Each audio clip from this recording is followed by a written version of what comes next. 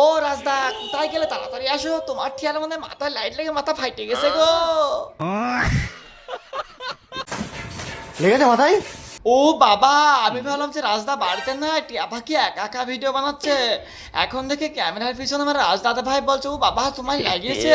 কি বলবো বন্ধুরা, বলার কিছু নয়, টাকা ইনকাম করার জন্য এরা সব কিছু করতে পারে। বোর এদিকে হয়তো মাথা ফাইটে গেছে তা দেখা বাদ দিয়ে এদিকে ক্যামেরা ধরে দাঁড়িয়ে আছে, বলছে তোমার কি লাগিয়েছে। কি বলবো, বলার কিছু নাই।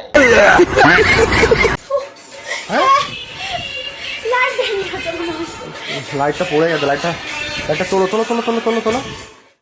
হ্যাঁ, লাইটটা পড়ে গেছে, তাড়াতাড়ি লাইটটা তোলো, লাইটটা নষ্ট হয়ে গেলে পরে ভিডিও বানাতে পারবে না।